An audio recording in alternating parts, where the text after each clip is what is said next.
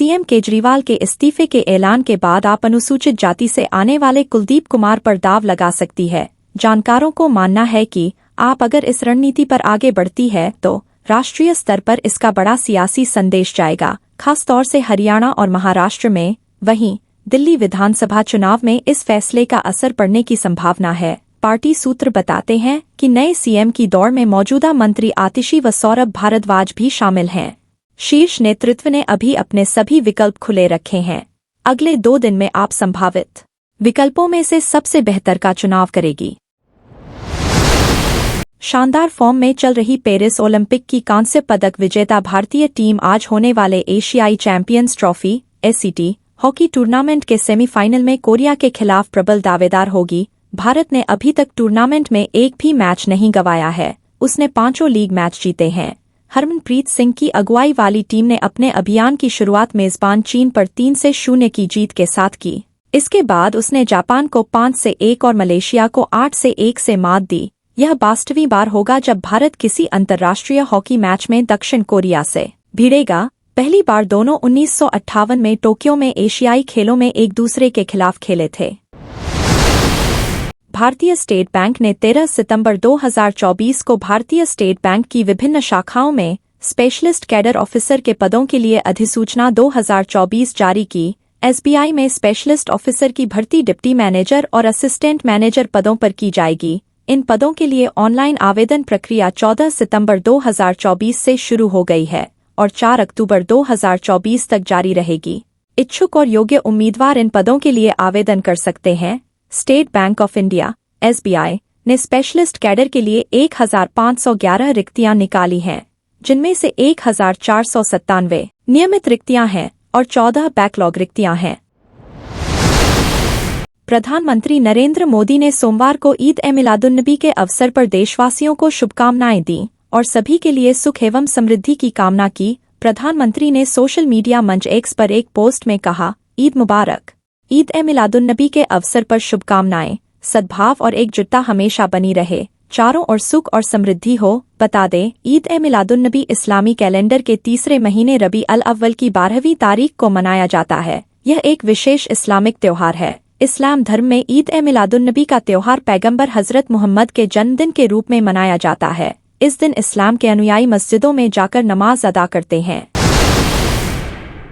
मणिपुर हिंसा के बीच सरकार ने राज्य के 5 जिलों के क्षेत्रीय अधिकार क्षेत्र में मोबाइल इंटरनेट सेवाओं पर प्रतिबंध को 5 और दिनों के लिए बढ़ा दिया है। अब इन जिलों में 20 सितंबर की दोपहर 3 बजे तक इंटरनेट सेवाएं प्रतिबंधित रहेंगी। मणिपुर सरकार के आयुक्त गृह ने कहा, राज्य सरकार ने मौजूदा कानून और व्यवस्था की स्थिति को देखते हुए मणिपुर के इम्फाल पश्चिम, इम्फाल पूर्व, थौबल, बिष्णुपुर और काकचिंग जिलों के क्षेत्रीय अधिकार क्षेत्र में वीएसएटी और वीपीएन सेवाओं सहित इंटरनेट और मोबाइल डेटा सेवाओं का निलंबन अगले 5 दिनों के लिए जारी रखने का निर्णय लिया गया है।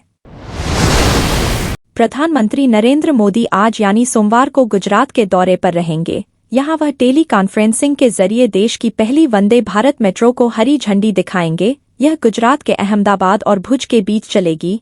इस मेट्रो को दिल्ली और मुंबई सहित देश के बड़े शहरों में चलने वाली मेट्रो ट्रेनों की तरह ही डिजाइन किया गया है।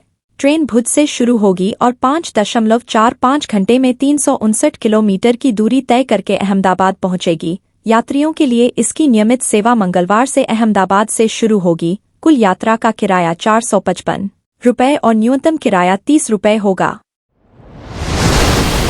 जम्मू कश्मीर में बीते 72 घंटे में चौथी बार आतंकियों और सुरक्षाबलों के बीच मुठभेड़ हुई। कठुआ के नुकनाली नाला में गोलीबारी हो रही है। सेना और पुलिस को आतंकियों के होने की जानकारी मिली थी। सेना और पुलिस जब इलाके में जॉइंट ऑपरेशन चला रही थी, तभी आतंकियों ने टीम पर गोलीबारी की। 2 से 3 आतंकियों के इलाके में छिपे होने की आशंका जताई गई है। खबर लिखे जाने तक प्राप्त जानकारी के अनुसार पहले आज सुबह पुंछ में सेना और आतंकियों के बीच मुठभेड़ हुई। मेंढर के गुरसाई टॉप के पास पठानतीर इलाके में 2 से 3 आतंकी छिपकर सेना पर फायरिंग कर रहे हैं।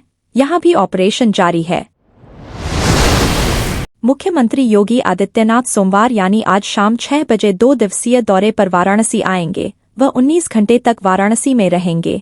पहले दिन विकास कार्यों और कानून व्यवस्था की समीक्षा करेंगे। विकास परियोजनाओं का स्थलीय निरीक्षण भी करेंगे। काशी विश्वनाथ और काल भैरव मंदिर जाकर दर्शन पूजन भी करेंगे। मंगलवार को प्रधानमंत्री नरेंद्र मोदी के 74वें जन्मदिन पर आयोजित अलग अलग कार्यक्रमों में हिस्सा लेंगे। काशी विश्वनाथ मंदिर में केकनुमा 74 किलोग्राम के लड्डू को काटेंगे और लोगों में वितरित करेंगे। मुख्यमंत्री मंडलीय चिकित्सालय कबीर चौरा में भाजयुमो के रक्तदान शिविर में भी हिस्सा लेंगे। मंगलवार को दोपहर 1 बजे लखनऊ के लिए रवाना हो जाएंगे। दाऊदी बोहरा समाज द्वारा ईद मिलादुन्नबी के अवसर पर विशाल जुलूस निकाला गया। यह जुलूस कमरी मार्ग स्थित मजार-ए-अंजमी परिसर से प्रारंभ हुआ, जो कमरी मार्ग, ढाबा रोड, मिर्जा नईम बेग, तेलीवाड़ा चौराहा, निकास चौराहा, खजूरवाली मस्जिद, केडी गेट होता हुआ कमरी मार्ग पहुंचा। जुलूस में समाज के स्काउट बैंड आकर्षण का केंद्र रहे, जिसमें Burhani guard scout, Toloba scout, Najmi scout band सामाजिक एवं देशभक्ति की धुन बजाते ताल से ताल मिलाकर चल रहे थे। जुलूस में घोड़ा बग्गी, जिसमें समाज के छोटे छोटे बच्चे सामाजिक वेशभूषा में बैठे हुए थे। बोहरा समाज के पदाधिकारी जो समाज में अपनी सेवाएं प्रदान करते हैं, घोड़े पर सवार थे। मरम्मत के बाद मंगी ब्रिज की दाहिनी आर्च तैयार हो गई है। जल्द जनता को इसमें वाहन गुजारने की अनुमति मिलेगी। लाल किला के पीछे 150 साल पहले बने इस ब्रिज की दाहिनी आर्च में बड़े ट्रक गुजरने से नुकसान हुआ है। ट्रक के ट्रॉला टकरा जाने से ब्रिज का यह हिस्सा क्षतिग्रस्त हो गया था। अब काम पूरा हो चुका है, फिर से ट्रकों का ट्रॉला न टकराए, इसे देखते हुए इस आर्च में ऊंचे ट्रॉला वाले ट्रकों के गुजरने पर प्रतिबंध रहेगा। इसके लिए ब्रिज से कुछ पहले ही हाइट बैरियर लगाए जाने का काम शुरू किया गया है, जो 8 दिन में पूरा हो जाएगा।